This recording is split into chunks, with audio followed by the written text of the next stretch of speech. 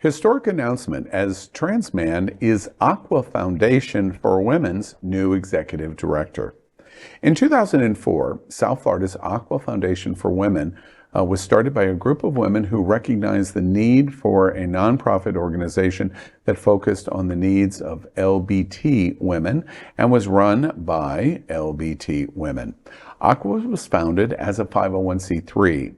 One of the original founders was Robin Swartz, and she said about the organization, quote, AFW provides scholarships and mentors to LGBT women going to undergraduate or graduate schools. We also have a grants program that provides funding to other organizations, projects that benefit LGBT women. In addition, we have Emerging Leaders Conference and TransCon, a conference for the transgender community.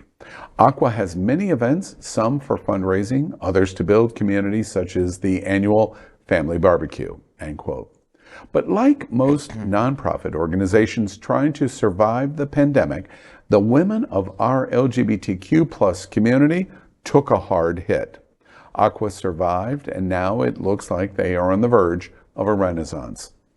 Today, they have announced the appointment of a new executive director, Mateo A. Ventura Bruer. You heard that right. In historic news, the new Aqua Director is a trans man, non-binary. I was able to speak to Mateo today on the historic news. It's like Aqua is getting ready to roar back, and then your announcement comes. Tell us about why you wanted to do this, why you wanted to become the executive director of Aqua Foundation. Well, I actually didn't set out to become the executive director of the Aqua Foundation. I was asked to join the board by Karen, the board chair, and really fell in love with the organization from participating in some of their events, from Aqua Fair. Was really hearing from the scholars was incredibly moving. And then as I got to know the organization more, the stars kind of aligned, and it became obvious that it was a perfect opportunity for myself and for Aqua. Yeah. Also interesting to me, as I hear on the breaking news today of your appointment as executive director, you're a trans man for the Aqua Foundation for Women. That may not land on every ear in South Florida, right, exactly the way you hope. What do you think about what your next days and weeks and months are going to be in community? I think it's a valid conversation, and definitely something that will come up and will, be an important conversation in a lot of ways around identity.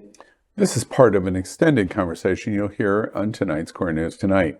Ventura Bruer will lead the Aqua Foundation for Women's mission to serve and support the lesbian, bisexual, transgender, and queer women's community in South Florida through grants, scholarships, and initiatives. Their annual grant program awards organizations in a variety of areas, including health and wellness, education and leadership, and community building. Aqua Foundation for Women provides scholarships to benefit students attending or entering college and who are active in the South Florida LGBTQ plus community. They identify emerging leaders and help them develop and grow through their scholarship program. Board Chairman Karen Costello-Wilder said of the Mateo appointment, quote, "This is a historic opportunity to ensure the next steps for our community are a great success. Mateo will bring many skills to bring Aqua Foundation for Women to the next level," end quote.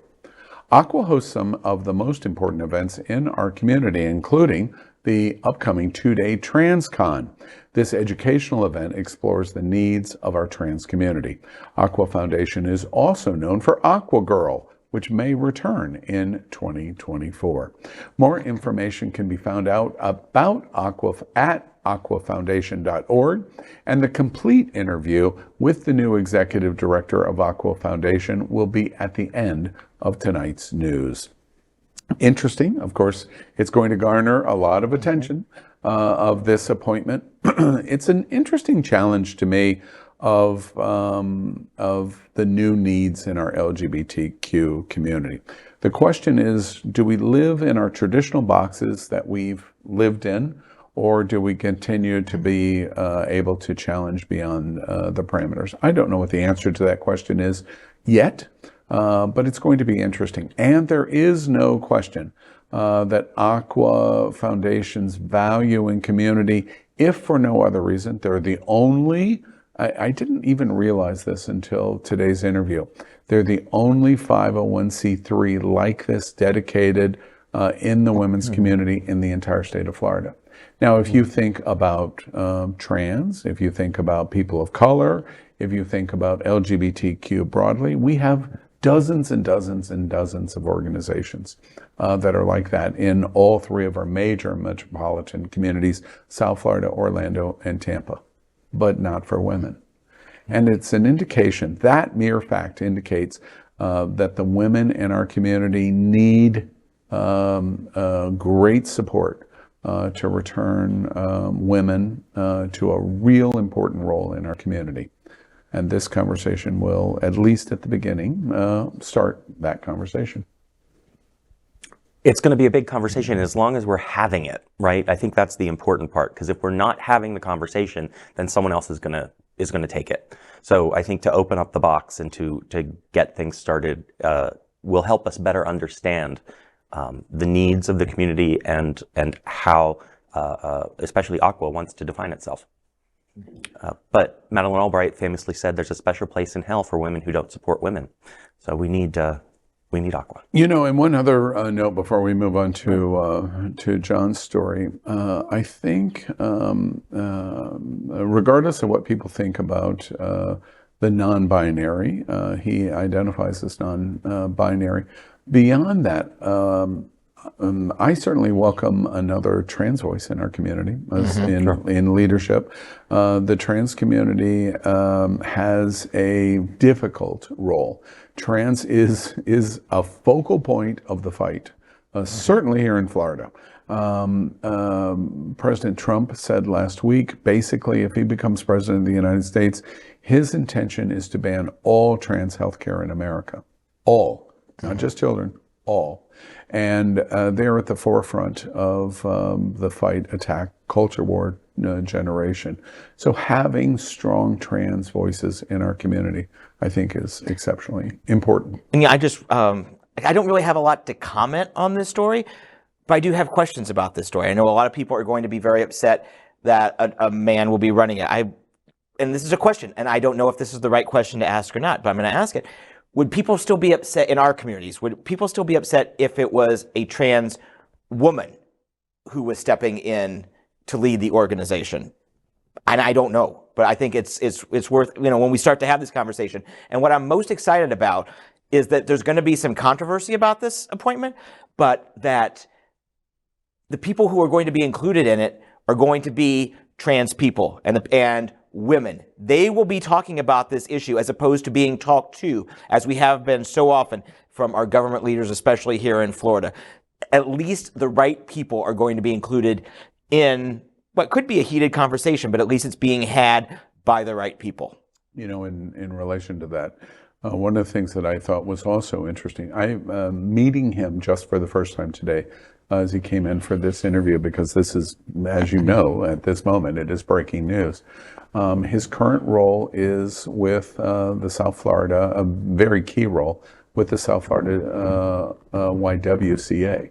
So his principal role right now is working in terms of the support of women through that organization. So there's a lot of experience with it. It's just a question of how this will land. I open the interview, which you just saw. This is going to land on many ears in many different ways. From my standpoint, I always think that is good because it opens conversation. I know, there might be some fraying along the edges, but in general, I think the conversation is very good for our community. All right. LGBTQ plus news is vital for our community and for the broader world as a whole. We have enough enemies at Fox News. Tucker, Sean, and Laura are loud. We need passionate allies. Happening Out Television Network, Queer News Tonight, and It's Happening Out are literally out of the closet and into the headlines. Our community needs your support. Like this broadcast and subscribe now to ensure the growth of the entire LGBTQ+ community.